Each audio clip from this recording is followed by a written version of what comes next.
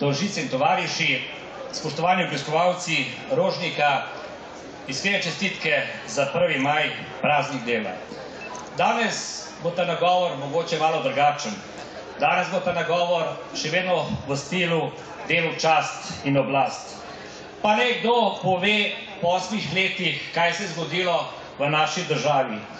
Tu sem že 8. pred vami, 8. že razlagam, kako je šla Ljubljana naprej in 8. se sprašujem, ali je v teh 8 letih bolje, ali imamo več dela in kot je bilo že v uvodu rečeno, moje vprašanje je socialna varnost. Izkušnje, ki sem jih imel v Mercatorju, ko smo zagotavljali spoštovanje vsakemu delu, ko smo zagotavljali socialno varnost in se širili po drugih državah, takrat niso dopuščali razmišljanja, da bi se največji trgovec, največje podjetje v Sloveniji prodalo. Izkušnje iz mestne občine Ljubljana kažejo isto. Dobra ekipa, dobri sodelavci in napredek na vsakem koraku, na vsaki cesti, tudi po tem žledu, ki je letos prizadel Slovenijo, smo v Ljubljani počistili tako, da tudi danes imamo tu praznik 1. maja. Moje vprašanje je, kaj bomo naredili sedaj? Mnogi hočejo povedati, da sem zrušil svojo vlado, da razbijam koalicijo. Ali lahko gledamo drugače? Jaz vlade ne rušim in ne razbijam koalicije, vendar zahtevam tisto, kar smo zapisali v programu in tisto, kar je dobilo večino v Republiki Sloveniji. Pomeni, da začnemo delati in omogočimo, da se število nezaposlenih zmanjša. V 8 letih, kar govorim pred vami, smo prišli od 8 milijard na 28 milijard zadolžitve. Prišli smo od 60 tisoč nezaposlenih na 130 tisoč nezaposlenih. In to ni politika, ki je zagovarjam.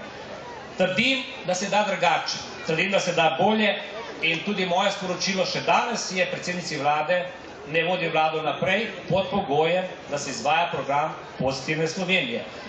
In ne vidim razloga, da mi kdo dopove, zakaj bi moral sodelovati pri tistem, kar ne verjamem. Zakaj moram sodelovati v nekem kompromisu, zaščititi svoj položaj, da bo vse nam slabše. Enostavno trdim, da se da v državi bolje, trdim, da so starejši tisti, ki smo dajali vse za to domovino, predvsem na področju svojih delovnih navad, da ne rečem tisti starejši, ki so prinašali svobodo, da je treba mladim omogočiti, da razmišljajo, kako ostati v tej naši lepi državi, kako biti konkurenčen vsem evropskim državam. Nihče me ne bo ustavil, če mislim, da ni prav, da naredimo slabo banko. Pred 3 leti sem govoril, ko je bila druga vlada, da je to slaba rešitev in danes trdim tudi, da je slaba rešitev. Prišlo bo do razprodaje slovenskih podjetij. Pa ne mi nekdo pove, zakaj bi bil tuji lastnik boljši kot domači, zakaj nimamo zadružstva, zakaj Mercator ne kupi 2 milijona Slovencev in imamo odgovor, kako bi lahko tudi druga podjetja reševali. Ampak danes je praznik dela in žalostno je, da ga praznujemo z vedno več nezaposlenimi. Želim si, da se to obrne, želim si, da mladi vidijo perspektivo, da vejo, ko končajo študij, ko končajo šolo, da bodo imeli svoja delovna mesta. In mi starejši, ki smo pred zaključkom svojih karier, imamo samo eno dolžnost. Dolžnost, da tem mladim to omogočimo. Imamo dolžnost, da poskušamo to družbeno klimo spremeniti, da spoštujemo en drugega, da vemo, kdo je najboljši sosed, da vemo, kaj je prijateljstvo, kaj je tovarištvo.